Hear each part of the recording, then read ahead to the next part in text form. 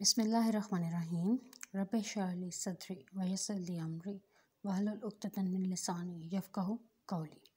Assalamu alaikum students, hope all of you are fine and you have started your learning process. As all of you knows that because of pandemic we are not able to have the regular classes, so we have started our online classes. Today I am going to start your chapter number 4, the turning effects of forces. ठीक है, इसको आज हम लोग start करेंगे. तो इसमें सबसे पहली चीज़ जो हमारे पास आती है द फोर्स क्या होते हैं. सबसे पहले आपको ये पता होना चाहिए कि फोर्स क्या होती है. दैट फोर्स, जब आप किसी चीज़ को पुश या पुल करते हैं तो इस mean you are applying the force. ठीक है, उसको अगर हम मैथमेटिकल लेते हैं तो we have studied that F equals to ma. ये हम लोगों ने फोर्स की डेफिनेशन पढ़ी हुई है और इसी के अकॉर्डिंगली हमें पता है कि फोर्स की एक ऐसा यूनिट होती है that is equals to the newton. Got it. So अब हमारे पास एक चीज़ आती है कि अगर हम लोगों ने सपोज आप लोगों के पास एक बैग है, स्कूल बैग आप लोगों के पास है. ठीक है, आप उसे उठाते हो, एक बुक है. बुक हमेशा कोई भी चीज़ आप जब लिफ्ट करते हो तो उसका वेट हमेशा किस डायरेक्शन में होता है. सपोज मैंने ये पेन उठाया है तो इसका वेट हमेशा किस डायरेक्शन में होगा, डाउनवर्ड डायरेक्शन में. ठीक है, और क्योंकि मैं इसको उठाया हुआ, इसका मतलब कि इसका वेट जो डाउनवर्ड डायरेक्शन में, मैं उतना ही फोर्स नीचे से ऊपर लगाऊंगी तभी ये होल्ड है. ठीक, अगर मैं आप फोर्स नहीं लगाऊंगी तो ये क्या होगा, नीचे गिर जाएगा. सो ये चीज़ आपको पता है. अब इसी तरीके से जब एक बॉडी के ऊपर अगर एक बुक है आपके पास, उसका डायरेक्शन डाउनवर्ड है. अगर एक से ज़्यादा बुक्स हैं बैग के अंदर, आप एक से ज़्यादा बुक्स हैं, उन सब की डायरेक्शन कौन सी होगी. Yes, they are all in the downward direction. और आपने उसे उठाया हुआ है, लिफ्ट किया हुआ है, तो इसका मतलब है आपकी डायरेक्शन कौन सी है, फोर्स की अपवर्ड डायरेक्शन है. तो ये जो फोर्सेस आ रही हैं ये एक दूसरे के पैरेलल हैं कि उनकी डायरेक्शन सेम या अपोजिट हो सकती है, लेकिन वो सब की सब एक ही उसमें जा रही हैं. So these are forces are known as the parallel forces. अब इसमें दो तरह की फोर्सेस होती हैं, एक पैरेलल और एक होती है पैरेलल फोर्सेस. सबसे पहली बात पैरेलल फोर्सेस आती हैं, फिर उसमें दो तरह की मज़ीद टाइप्स आती हैं, the like forces and the unlike parallel forces. Like parallel forces कौन सी हैं, जो सब की सब एक ही डायरेक्शन में अगर हैं तो these forces are known as the like parallel forces. और अगर उनकी डायरेक्शन ऑपोजिट है, मीन वेट नीचे है और आपने उसे अपवर्ड लिफ्ट किया हुआ है, तो इन दोनों की डायरेक्शन ऑपोजिट आ रही है. So these are known as the unlike parallel forces. तो अगर हम इसकी डेफिनेशंस को लेते हैं तो यहाँ पे हमें दी हुई है that the forces which are parallel to each other are called parallel forces. ये सबसे पहले आपके पास पैरेलल फोर्सेस की डेफिनेशन आती है.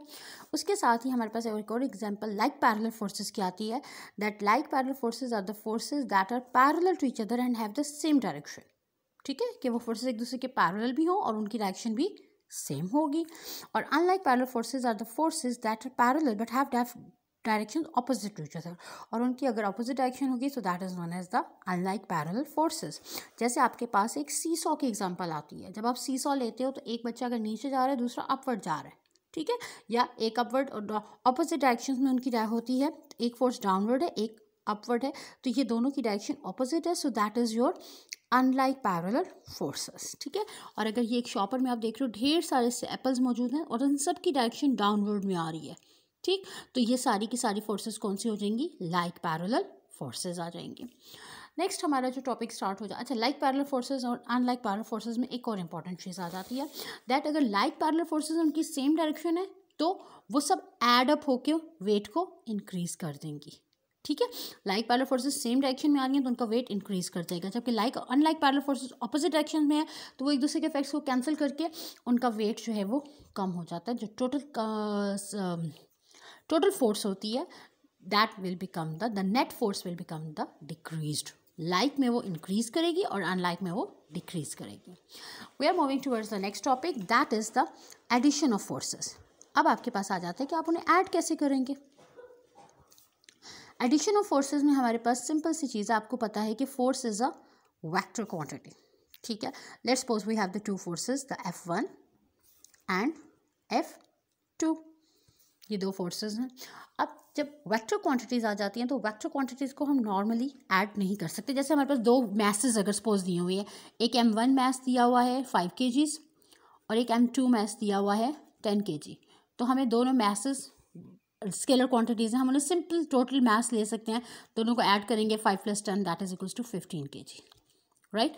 लेकिन ये अगर स्केलर क्वांटिटीज़ हैं तो हम उन्हें सिंपली इस तरीके से ऐड कर सकते हैं, लेकिन जब वेक्टर क्वांटिटीज़ हैं तो वेक्टर क्वांटिटीज़ को हम सिंपली ऐड नहीं कर सकते, बल्कि उनको ऐड करने के लिए एक स्पेशल मेथड यूज़ किया जाता है, that is known as the head to tail rule.